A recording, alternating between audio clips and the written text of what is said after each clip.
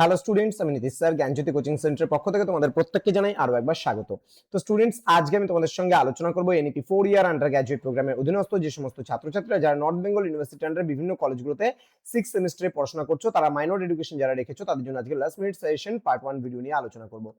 100% common আজকের যে ক্লাসটি রয়েছে সেখান থেকে পার্ট 1 ভিডিওতে 12 নম্বরের গুরুত্বপূর্ণ প্রশ্নগুলো নিয়ে আলোচনা করব। তোমাদের এই পেপারটিতে রয়েছে সোসিওলজিক্যাল ফাউন্ডেশন অফ এডুকেশন। এই পেপারে তোমাদের 100% কমন আসবে এই প্রশ্নগুলো থেকে। খুব সহজ একটা পেপার। তো যারা এখনো চ্যানেলটিকে সাবস্ক্রাইব করেনি, সাবস্ক্রাইব করে পাশে থাকা বেল আইকন অল প্রেস করে দেবে, যাতে নেক্সট টাইম থেকে কোনো ভিডিও আপলোড করলে তার নোটিফিকেশনটা তুমি সবার আগে পেতে পারো।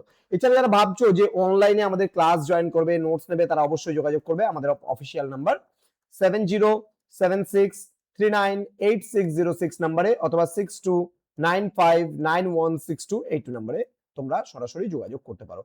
চলো জেনে নেওয়া যাক আজকের ক্লাসটিতে 12 নম্বরে কি কি পড়বে। প্রথম প্রশ্ন, শিক্ষাশ্রয়ী সমাজবিজ্ঞান বলতে কি বোঝো? শিক্ষাশ্রয়ী সমাজবিজ্ঞানের প্রকৃতি এবং পরিধি আলোচনা করো।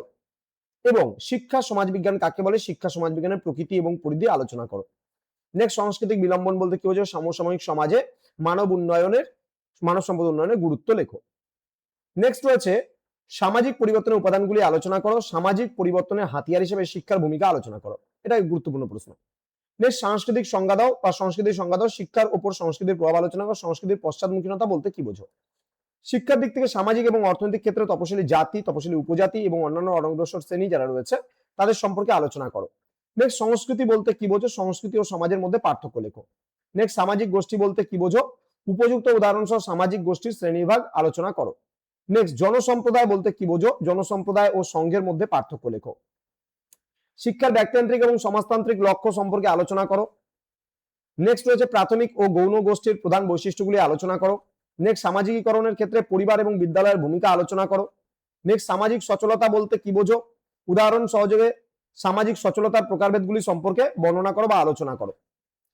নেক্সট প্রশ্ন রয়েছে ভারতের নারীদের জন্য শিক্ষামূলক সুবিধাগুলি আলোচনা করো।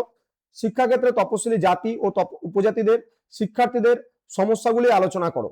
নেক্সট, সামাজিক সংস্থা বলতে কি বোঝো? শিক্ষার সংস্থা হিসেবে পরিবার, বিদ্যালয়, গণমাধ্যম এবং ধর্মের ভূমিকা আলোচনা করো বা ব্যাখ্যা করো। তো এই ছিল আজকের ক্লাস, যেখানে 100% কমন আমরা 12 নম্বরের গুরুত্বপূর্ণ প্রশ্নগুলো নিয়ে আলোচনা করলাম। যারা এখনো আমাদের চ্যানেলটিকে সাবস্ক্রাইব করনি, সাবস্ক্রাইব করে পাশে থাকা বেল আইকন অল প্রেস করে দেবে, যাতে বন্ধুদের সঙ্গে তুমি ভিডিওটা শেয়ার করো। নেক্সট টাইম থেকে কোনো ভিডিও আপলোড করলে তার নোটিফিকেশন গুলো তুমি পেতে পারো। তো দেখা হবে খুব তাড়াতাড়ি তোমাদের সঙ্গে আরো একটা নতুন ক্লাস নিয়ে। তোমরা প্রত্যেকেই ভালো থেকো, সুস্থ থেকো। Thank you so much. Thanks for watching. After all, thank you.